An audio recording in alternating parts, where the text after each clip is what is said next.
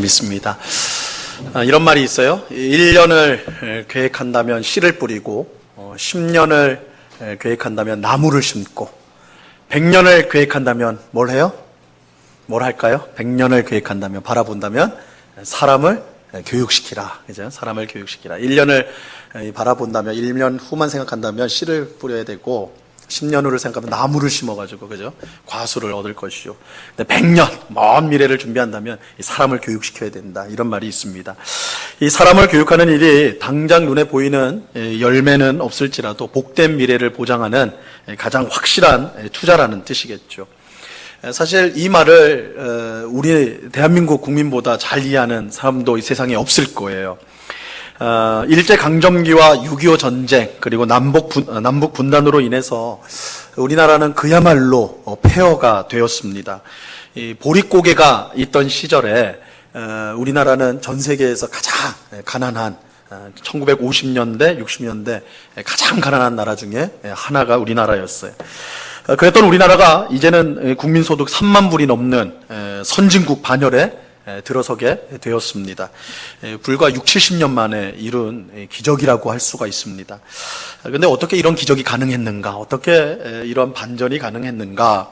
여러 분석이 가능하겠지만 가장 중요한 이유 중 하나는 세계에서도 가장 뜨겁다고 하는 교육열, 그죠?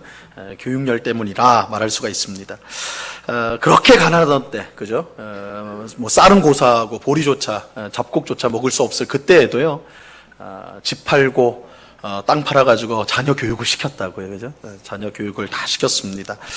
물론 지나친 교육열로 인해서 심각한 부작용도 있었던 것이 사실이지만, 이 교육은 폐허가 된 나라가 이토록 빨리 일어설 수 있도록 한 주된 원동력이 되었습니다. 그건 틀림없는 사실이에요. 그런데 이처럼 교육을 잘하면 폐허가 된 나라가 일어서기도 하지만 반대로 교육을 제대로 못하면요, 멀쩡한 나라가 망하기도 합니다. 우리는 이것을 이스라엘 역사에서 확인할 수가 있습니다. 이스라엘 역사에서 확인할 수가 있어요. 하나님께서 애굽에서 종살이하던 이스라엘 백성들을 구원하셔서 적과 꿀이 흐르는 가나안 땅으로 인도하셨습니다. 가나안 땅은 기가 막힌 땅이었어요. 그래서 이 가나안 땅을 차지하게 된 이스라엘 백성들은 이제 우리가 정말 한번 잘 살아봐야 되겠다, 그런 장밋빛 환상을 가지고 살았습니다. 하지만 불행히도 이스라엘은 곧 혼란에 빠지고 말지요. 더 정확히 말하면 이스라엘 백성들을 가나안 땅으로 인도하였던 여호수아와 그 세대가 죽고 나서 거의 곧바로 이스라엘 나라는 무너지기 시작을 하였어요. 그 이유를 성경은 이렇게 밝히고 있습니다. 사사기 2장 10절 말씀인데요. 우리 같이 한번 읽어볼까요? 시작. 그 세대의 사람도 다 그 조상들에게로 돌아갔고 그 후에 일어난 다른 세대는 여호와를 알지 못하며 여호와께서 이스라엘을 위하여 행하신 일도 알지 못하였더라. 여호수아와 그 시대의 사람들이 다 죽은 후에 다음 세대가 일어났어요. 당연하죠. 후손들이 이제 이었죠. 그런데 방금 읽은 말씀을 잘 보면요, 사사기는 다음 세대가 나타났다고 말하지 않고 무슨 세대가 나타났다고 그래요? 다른 세대, 그죠? 발음은 비슷한데 틀린 말이에요. 다른 세대. 뭐가 다르냐? 앞 세대들이 가졌던 믿음, 신앙, 하나님에 대한 지식, 하나님의 행하신 일들에 대한 그런 경험들을 전혀 갖지 못한, 하나님을 모르는, 하나님이 어떻게 역사했는지를 알지 못하는 그런 전혀 다른 세대가 나타났다는 거예요. 다른 세대가 나타났다. 왜 이런 다른 세대가 나타났을까요? 이유는 간단하죠. 신앙 교육이 이루어지지 않았기 때문에. 여러분, 여호수아와 그 시대의 사람들은 출애굽을 통하여 또한 40년의 광야 생활을 통하여 하나님의 역사하심, 또한 하나님이 얼마나 은혜로우시고 얼마나 인자하시고 하나님이 얼마나 귀한 분임을, 위대한 분임을 몸소 체험을 했어요. 그들은 하나님을 너무너무 잘 알았어요. 하나님이 행하신 구원 역사를 눈으로 본 사람들이에요. 경험한 사람들이에요.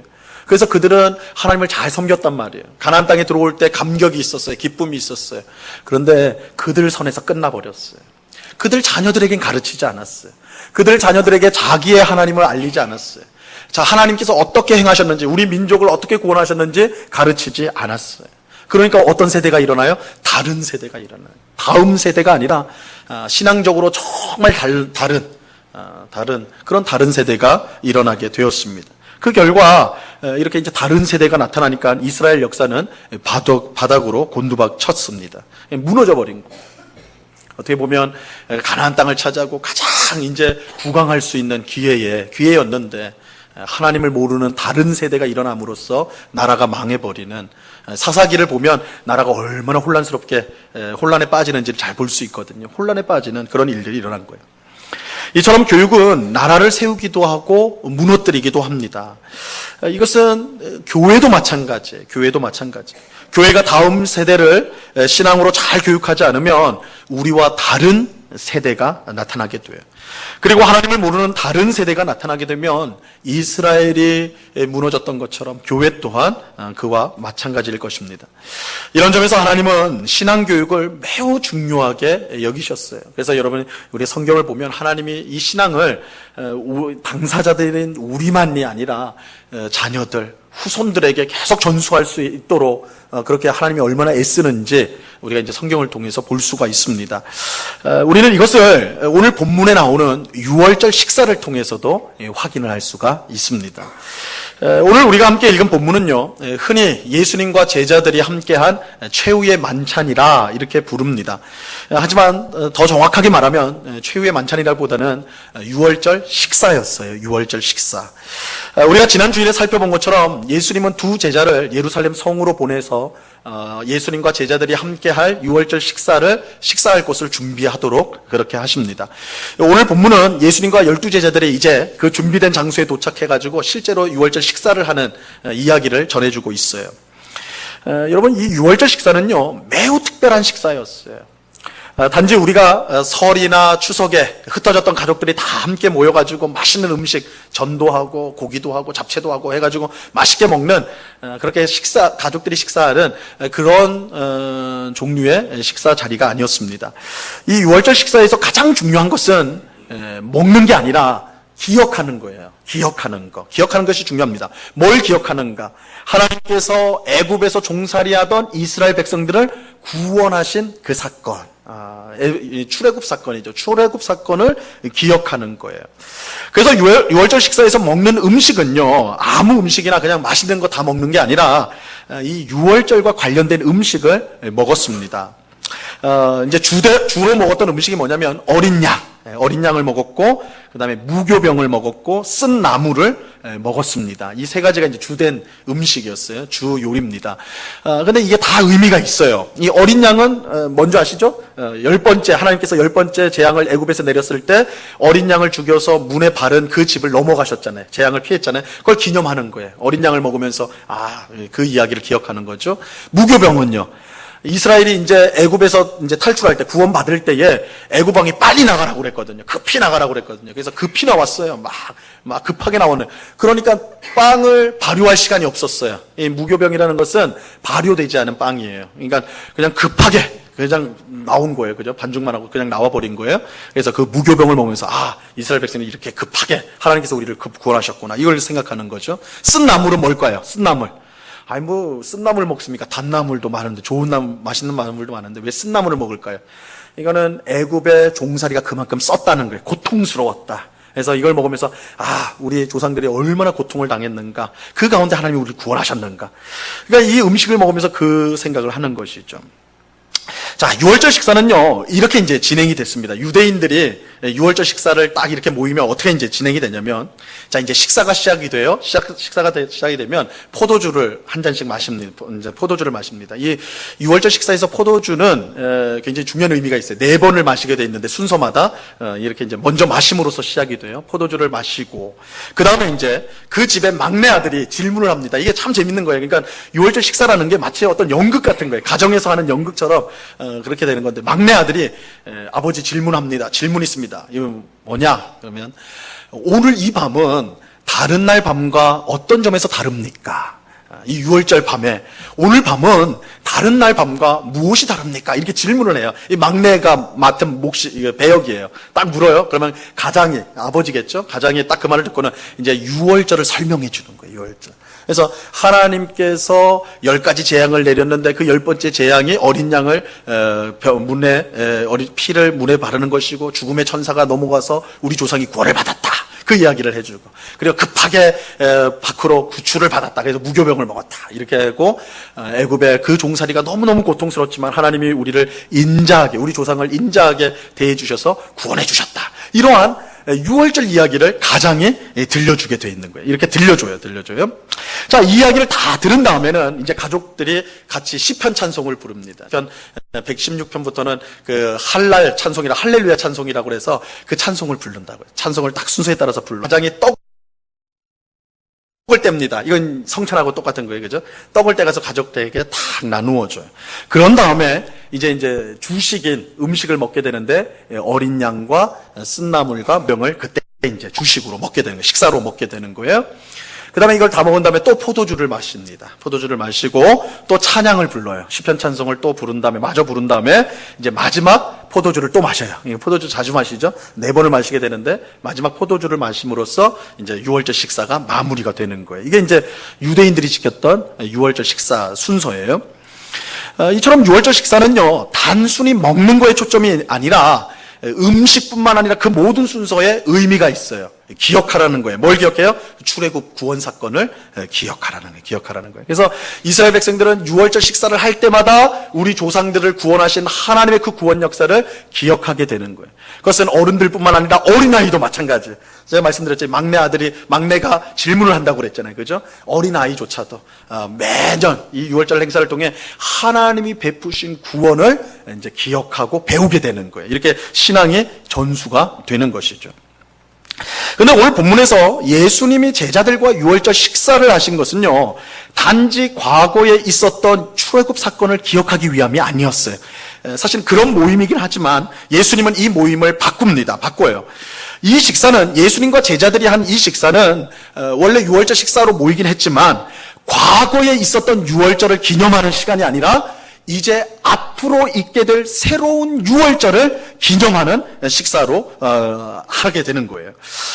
우리가 이제 지난 주일에 살펴본 것처럼 지금 예수님과 제자들이 하는 이 유월절 식사가 보통의 유대인들이 하는 유월절 식사와는 차이가 있다고 그랬어요. 지난주에 제가 말씀을 드려서 차이가 있다. 기억 못 하시겠죠? 요일의 차이가 있다고 그랬어요. 요일의 차이. 그죠? 오늘 우리 시간으로 말하면 보통 유월절 식사는 금요일 날 밤에 하게 됩니다. 금요일 날 오후에 어린 양을 잡아요. 이게 메인 순서예요. 어린 양을 딱 잡고 그날 밤에 가족들이 다 모여서 그 어린 양을 먹게 되는 거예요. 이게 보통의 유월절인데 지금 예수님과 제자들이 모인 이 시간은요, 금요일 저녁이 아니라 목요일 저녁이에요. 목요일. 그러니까 유월절은 금요일 밤에 되어야 되는데 예수님과 제자들은 하루 일찍인 목요일 날 지금 모이게 된 거예요. 목요일 날 모였어요. 그러니까 여러분 생각을 해보세요. 금요일 날 오후에 어린 양을 잡아서 금요일 밤에 가족들이 모여서 하는 식사가 유월절 식사인데, 간단하게 말하면 지금 예수님과 제자들은 목요일 밤에 모였단 말이에요. 그러면 유월절 음식 중에 뭐가 빠졌겠어요? 양이 빠졌겠죠. 왜요? 양을 언제 잡으니까? 그 다음날 잡으니까. 그죠? 그러니까 지금 양이 없는 채로 하는 거예요. 그럼 여기서 의문이 생기는 것이죠. 아니 유월절 식사라고 모였는데 메인 메뉴가 어린 양인데 왜 양도 없는 목요일 밤에 이렇게 모여서 하는가? 이런 의문이 생길 거란 말이에요. 바로 여기에 새로운 유월절의 핵심적인 내용이 들어가 있는 거예요. 애굽에서 종살이하던 이스라엘 백성은요, 어린 양의 피를 통해 애굽에서 구원을 받았어요. 이게 유월절이죠. 하지만 예수님을 통해 이제 새로운 유월절이 생기게 될 것인데, 이 새로운 유월절은 어린 양의 피가 아니라 누구의 피요? 예수님 자신의 피로 세워지게 되는 것입니다. 이제 우리들은 예수님의 피로 죄와 사망에서 구원을 받게 되는 거예요. 그래서 어린 양을 잡는 금요일 오후 시간에 예수님께서 친히 어린 양으로서 죽임을 당하게 되는 거예요. 실제로 예수님이 십자가에 못 박혀 죽으신 시간이 금요일 오후 3시였어요. 그죠? 그러니까 예수님의 십자가 죽음이 무슨 죽음이냐? 유월절 어린 양의 죽음인 거예요. 근데 예수님이 만약에 자신이 제자들과 함께 금요일 날 밤에 보통 유대인들처럼 금요일 밤에 유월절 식사를 한다 그러면 누가 빠져버리게 되는 거예요? 예수님이 없어버리는 거예요. 그죠? 그래서 예수님이 하루 땡겨가지고 목요일 날 하면서 이제는 어린 양의 피가 아니라 누구의 피요? 나의 피로. 예수님의 십자가로 새롭게 유월절 식사가 시작된다는 것을 알려주시는 거예요. 새로운 유월절 식사가 되는 것입니다. 그러므로 오늘 본문에 나오는 이 예수님과 제자들의 유월절 식사는요, 지금까지 지켜왔던 유월절 식사가 아니라 예수님을 통해서 세워질 새로운 유월절 식사라고 할 수가 있어요. 이 새로운 유월절 식사의 가장 큰 특징은 어린 양이 없다는 거. 왜요? 예수님이 어린 양이 되시기 때문에.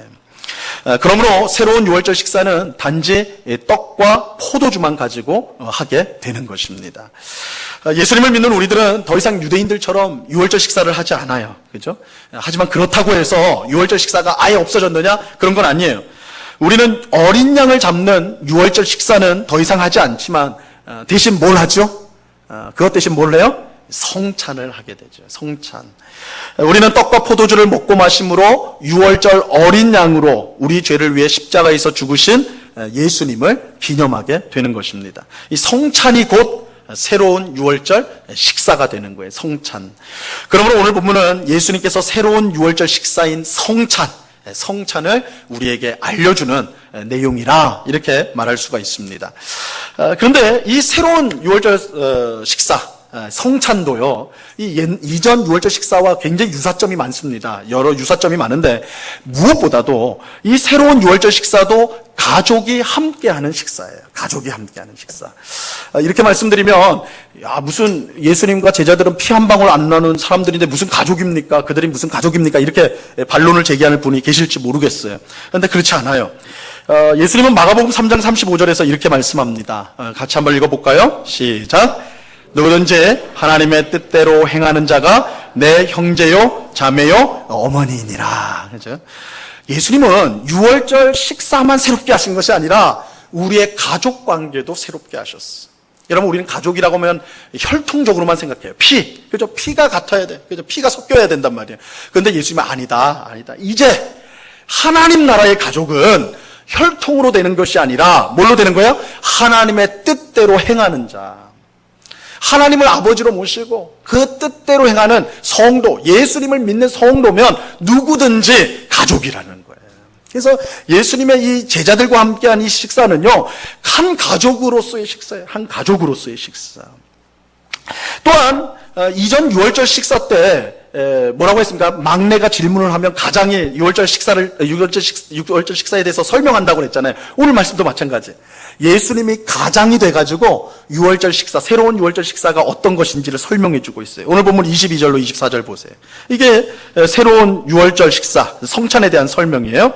예수님이 이렇게 말씀합니다. 그들이 먹을 때에 예수께서 떡을 가지사 축복하시고 떼어 제자들에게 주시며 이르시되, 설명을 하시는 거예요. 받으라, 이것은 내 몸이니라 하시고, 또 잔을 가지사 감사 기도하시고 그들에게 주시니 다 이를 마시며 이르시되, 또 설명하시는 거죠. 이것은 많은 사람을 위하여 흘리는 나의 피 곧 언약의 피니라. 그러니까 예수님이 이 설명하시는 것은 가장으로서, 새로운 하나님 나라의 가족된 우리들에게 가장으로서 이 유월절 식사를 설명해 주고 있는 거예요.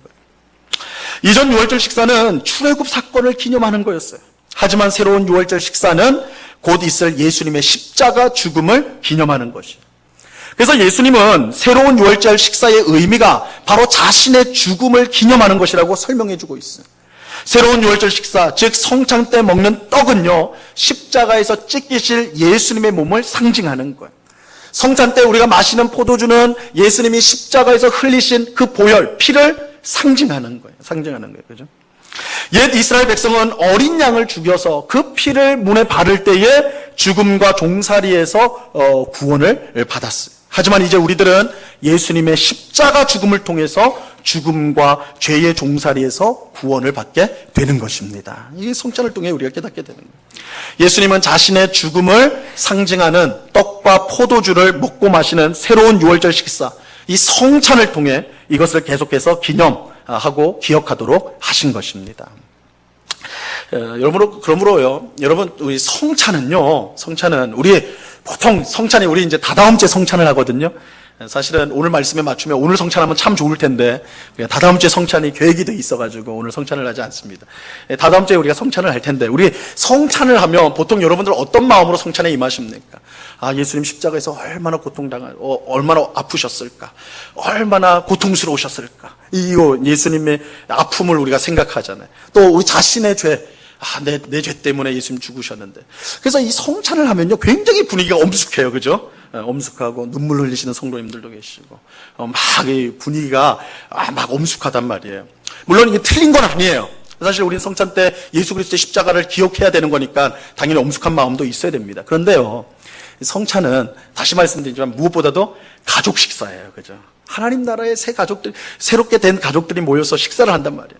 여러분, 가족 식사를 하는데, 오늘 저녁에도 가족 식사 하시는 분들 계실지 모르겠어요. 저녁 식사하는데 다 한쪽에서 눈물을 흘리고 있고, 인상 쓰고 있고, 그러면 되겠습니까? 안 되잖아요. 안 되잖아요. 여러분, 성찬도 우리가 물론 엄숙해야 되고, 또한 진지한 마음으로 임해야 되는 게 맞아요. 그러나 한편으로 성찬의 성격은 뭐예요? 가족 식사예요. 새롭게 되어진 가족들이 함께 모여서 예수 그리스도 우리를 구원하신 예수님의 죽음을 기념하고 또한 감사하는 시간이 성찬이라는. 이런 점에서 성찬은요, 우리가 하나님만 바라보면서 하면 안 돼요. 이게 잘 들으셔야 돼요. 물론 우리가 성찬할 때 당연히 하나님만 바라봐야죠. 은혜를 주시도록. 그런데 하나님을 바라봄과 동시에 또 누구를 바라봐야 돼요? 옆에 있는 성도를 바라봐야 돼요. 옆에 있는 성도를. 가족 식사니까. 가족 식사인데 하나님만 바라보면 안 되잖아요. 하나님이 가족으로 주신 우리 성도들 같이 바라봐야 되는 거예요. 같이 바라봐야 되는 거예요.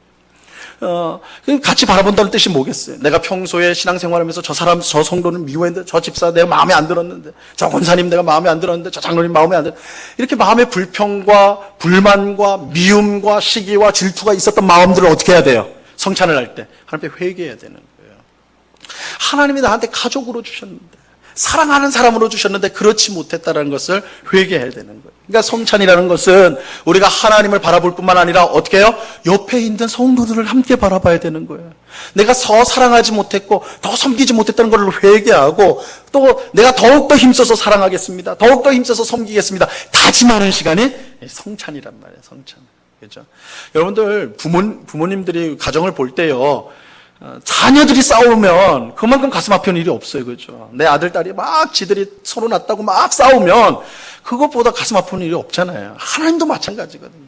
우리가 다 하나님의 자녀로, 성찬은 하나님의 백성이, 자녀들이 다 모여가지고 식사를 하는 자리인데, 다 하나님 앞에서는 거룩해요. 경건해요. 그죠? 다 이랬는데 포도주도 또 경건하게 받아 마시고 먹는데, 속마음으로는 옆에 있는 성도를 미워하고 여전히 다투고 꼴 보기 싫어하고 막 그런 마음을 갖고 있다면, 하나님이 우리 보실 때 그건 올바른 모습이 아닐 거잖아요. 마음 아프게 하는 거란 말이에요. 그죠? 이게 성찬이라는 것은 뭐냐? 성찬은 하나님께 은혜를 받는 시간일 뿐만 아니라 우리가 함께 가족으로서 모여가지고 식사를 하는 자리예요. 그래서 우리가 성찬을 받을 때는 하나님뿐만 아니라 우리 옆에 있는 성도를 바라봐야 돼요. 내가 저 성도를 내 가족으로서 더 사랑하겠습니다, 섬기겠습니다, 이러한 마음을 가져야 된다는 거예요. 이게 성찬의 중요한 의미예요. 또한 성찬은요, 신앙을 교육하는 시간이에요. 그죠? 신앙을 교육하는 시간이에요. 이스라엘 백성이 유월절 식사를 통해서 출애굽 사건을 배웠듯이 우리 성도는 성찬을 통해서 십자가 구원 사건을 배우는 거예요. 우리 자신이 배우고 우리 후세대들이 배우게 되는 거예요. 자, 그러면 뭘 배우는가? 세 가지 내용을 배우게 됩니다. 세 가지 내용을. 이 성찬에 담긴 세 가지 우리가 배워야 될 내용이 있어요. 첫째는 십자가 구원 사건을 기억하는 거예요. 십자가 구원 사건을 기억하는 것. 우리가 성찬을 할 때 먹는 떡은 예수님께서 십자가에서 찢기신 몸을 기억하는 거예요. 또한 마시는 포도주는 예수님께서 십자가에서 흘리신 피를 기억하게 하는 거예요. 예수님께서 십자가에서 몸이 찢기시고 피를 흘리심으로 우리의 모든 죄가 사함을 받고 구원을 받게 되었습니다. 예수님의 십자가 고난과 죽음 없이는요, 우리에게는 죄 사함도 구원도 없어요. 이게 너무나 당연한 사실이죠. 너무나 당연한 사실이죠. 그러나 너무나 당연하기 때문에 우리가 너무나 잊어버리기 쉬운 사건, 가볍게 여기기 쉬운 사건이에요. 여러분, 오늘 우리가 있기까지는 이 십자가 사건이 없이는 우리가 있을 수가 없어요. 여러분이 아무리 선하게 살고 여러분이 아무리 착하게 살아도 그것 때문에 죄사함 받지 못해요. 여러분들이 이웃을 위해 자신의 생명을 내어주고 전 재산을 기부한다 할지라도 그것 때문에 구원받지 못해요. 우리가 구원을 받는 것은 오직 예수님의 십자가 죽음 때문이에요. 그 죽음 때문에 우리가 죄가 사함을 받고 하나님의 자녀가 될 수가 있었던 거예요. 여러분, 우리가 성찬을 하면서 그걸 기억하는 거예요. 2000년 전에 있었던 그 사건을 오늘 우리가 그 사건을 기억하는 거예요. 그렇지. 그 십자가 사건 때문에 오늘 내가 있는 거지. 내가 구원을 받았지. 죄 사함을 받았지. 하나님 자녀가 되었지. 이게 이제 성찬을 통해서 우리가 교육을 받는 거예요. 교육을 받는 거예요. 둘째로는 십자가 구원 사건을 통해 주어진 은혜를 감사하는 거예요. 감사하는 거. 이 성찬은 감사를 가르쳐요. 여러분, 성찬은 단지 과거에 있었던 예수님의 십자가 죽음을 기억하는 데 그치지 않습니다. 그 십자가 죽음을 통해 오늘 우리가 죄 사함을 받고 구원을 받아 하나님의 자녀가 되는 은혜, 하나님이 주시는 풍성한 은혜를 받은 자가 되었다는 것을 알게 하는 게 성찬이에요. 성찬을 영어로 하면 유카리스트라고 해요. 유카리스트라고 부르는데, 이 유카리스트라는 말은 좀 말이 희한하죠. 어디서 튀어나왔냐면, 이 원래 성경이 기록되어진 이제 헬라어로 유카리스티아라는 말에서 나왔어요. 근데 유카리스티아의 뜻이 뭐냐면 감사라는 뜻이에요. 감사. 그러니까 여러분, 성찬은 뭐예요? 감사예요, 감사. 그러니까 옛날 우리 초대교회 성도들은 성찬을 합시다 이렇게 말하지 않고 뭐라고 말한 거예요? 감사합시다, 이런 거예요. 성찬은 그 자체로 감사해요. 왜냐하면 성찬은 하나님께서 예수님을 통해 우리에게 주신 은혜가 얼마나 큰지를 알려줄 뿐만 아니라 그 성찬 자체가, 성찬을 통해서, 그 자체를 통해서 우리에게 은혜를 주시기 때문에 그렇습니다. 우리는 성찬을 통해요 죄 사함의 은혜를 받아요. 그죠? 예수님의 십자가를 기억함으로 죄 사함의 은혜를 받아요. 또 성찬을 통해서 우리는 예수님의 생명을 받아요. 성찬의 떡은 예수님의 생명을 뜻하는 거예요.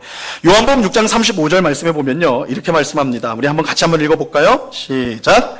예수께서 이르시되 나는 생명의 떡이니 내게 오는 자는 결코 줄이지 아니할 터이요 나를 믿는 자는 영원히 목마르지 아니하리라. 그죠? 우리가 성찬 때 먹는 떡은 생명의 떡이에요. 생명의 떡을 먹음으로 우리는 이 세상에서 배고픈 자가 아니에요. 줄이지 않는 자가 되는 거예요. 여러분, 이 세상 사람들이 먹는 떡은요, 우리를 항상 배고프게 만듭니다. 물론 이거는 뭐 밥이나 뭐 어떤 것을 음식물만 말하는 건 아니에요. 여러분, 세상 사람들이 먹고자 하는 떡이 뭐예요? 돈이라는 떡이 있잖아요. 그렇죠? 돈이라는 떡을 먹어요. 권력이라는 떡을 먹어요. 쾌락, 욕망, 그런 떡을 먹어요. 근데 여러분, 그 떡을 얼마나 먹어야지 만족이 될까요? 그죠? 돈이란 떡을 얼마나 먹어야지, 야, 나 그만 먹을래, 안 먹을래, 그렇게 될까요? 권력이란 떡을 얼마나 많이 먹어야지, 아, 난 더 이상 필요 없어, 이렇게 할까요? 그러지 않아요. 세상의 떡은요, 신기하게도 먹으면 먹을수록 우리를 배고프게 만들어요. 더 간절하게 만들어요. 마치 바닷물과 같아요. 물은 물인데 바닷물 먹으면 더 목이 타는 거와 마찬가지예요. 이 세상이 주는 떡이에요. 그러나 예수님이 우리에게 주는 떡, 예수님 자신이 떡인데, 예수님은 우리에게 떡이 되어서 우리에게 오시는데, 예수님이 주는 떡은 달라요. 예수님이 주는 떡, 우리가 예수님을 먹으면 예수님이 주시는 참된 평안과 기쁨이 우리 속에 있기 때문에 우리는 만족을 해요. 예수님이 우리 안에 들어오시면 예수님이 주는 기쁨과 또한 부유함이 있기 때문에 우리는 만족을 한다고요. 줄이지 않는다고요. 우리가 성찬의 떡을 먹는 것은 예수님을 먹는 거예요. 생명의 떡이신 예수님을 먹는 거예요.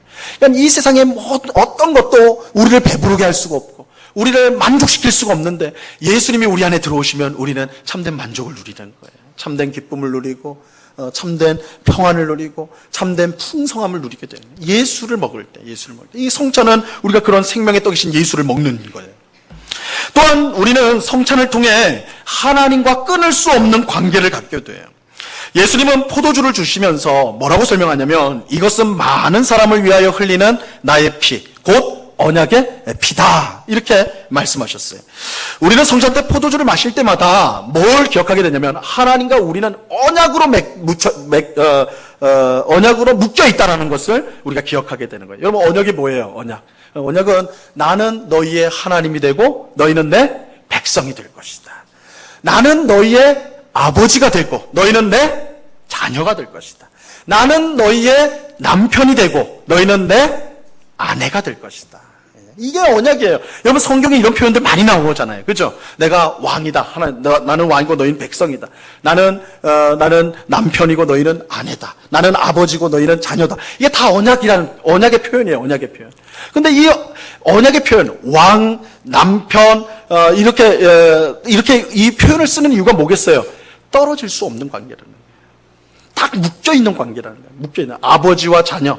그죠? 남편과 아내. 하나로 묶여져서 떨어질 수 없다라는 거예요. 그러니까 예수의 피가, 십자가에서 흘리신 피가 뭘 상징하냐면, 우리와 하나님 간에 언약이 엮여 있어서 떨어질 수가 없다는 거예요. 떨어질 수가 없다. 그런 밀접한 관계 속에 있다. 떨어질 수 없는 관계에 있다. 우리가 성찬을 하면서 그것을 깨닫게 되는 거예요. 아, 하나님과 나는 떨어질 수가 없구나. 나는 너무너무 연약한데, 나는 너무 악한데, 나는 정말 하나님 보시기에 합당하지 않은 그런 사람에 불과한 건데, 그런 나를 하나님은 자녀 삼으시고, 나를 아내라 부르시고, 나를 백성이라 부르셔서 나와 함께 하시는구나. 이것이 성찬을 통해서 우리가 받게 되는 은혜인 거예요. 은혜. 이처럼 우리는 성찬을 통해 죄사함의 은혜, 생명의 떡을 먹는 은혜, 하나님과 떨어질 수 없는 관계를 맺는 은혜를 받는 거예요. 그렇기에 성찬은 감사할 수밖에 없는 거죠. 성찬 자체가 감사한 거예요. 감사. 이러한 은혜가 성찬 안에 담겨 있기 때문에, 우리가 성찬을 할 때 그 은혜를 받기 때문에 우리는 이 성찬을 감사다 부르는 거예요. 이 성찬은 우리에게 감사를 교육을 하는 거예요.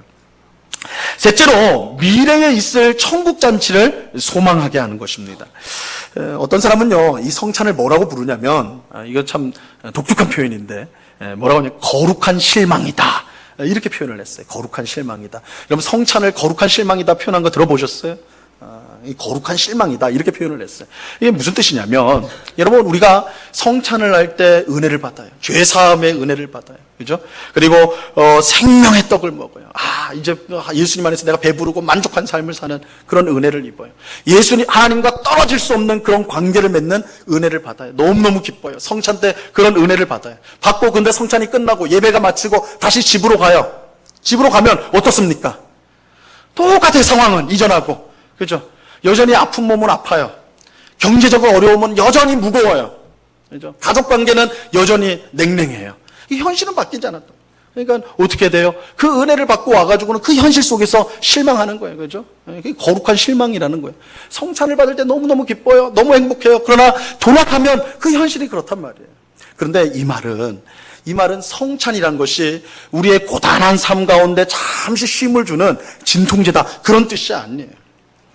오히려 이 성찬은요, 우리가 앞으로 누리게 될 영원한, 잠깐이 아닌 영원한 그 천국잔치를 우리로 하여금 보게 하는 거예요. 그러니까 이 거룩한 실망이란 말은 뭐냐면, 우리가 실망해요. 또 한 번 하고 또 실망해요. 근데 이 실망이 반복되면 이것이 영원히 지속되는 것이 아니라 이 영원한 실망이 아예 사라지게 될 천국잔치가 우리에게 있다라는 것을 알려준다라는 의미에서 이 거룩한 실망이란 말을 쓰는 거예요.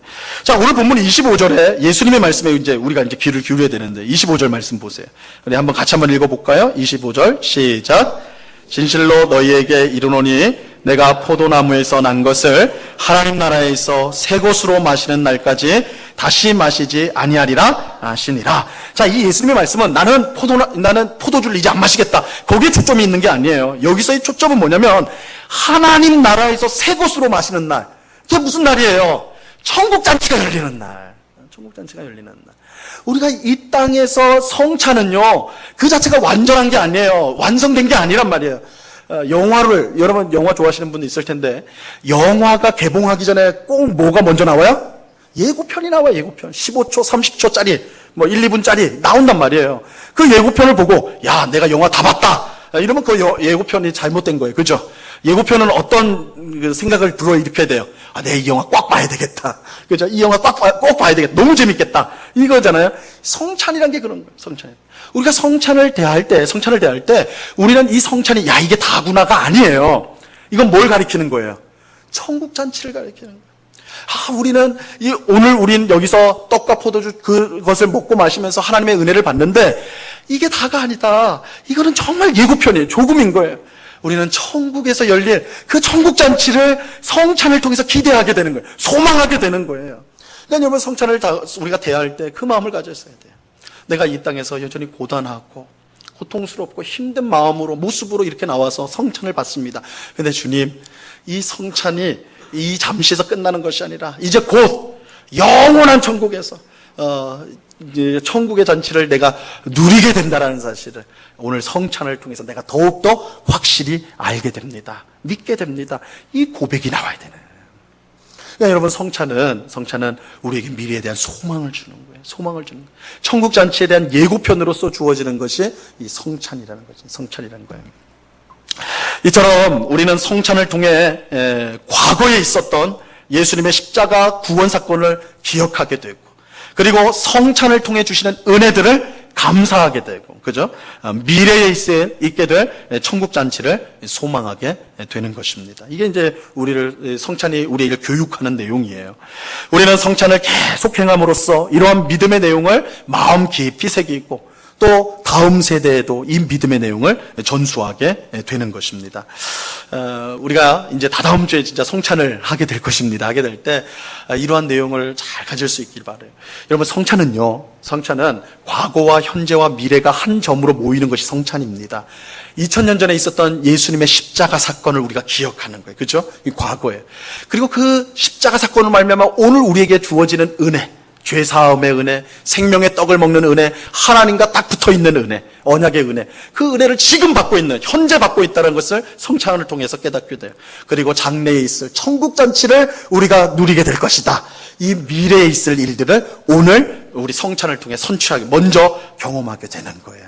이처럼 성찬이라는 것은 과거와 현재와 미래의 이 신앙의 내용들이 한 점으로 모여지는 귀한 시간인 것입니다. 그래서 예수님은 자신의 십자가에서 죽으시기 직전에 새로운 유월절, 이 성찬을 제정하심으로써 모든 세대의 성도들이 이 귀한 구원의 은혜를 배우고 익힐 수 있도록 그렇게 하셨던 것입니다.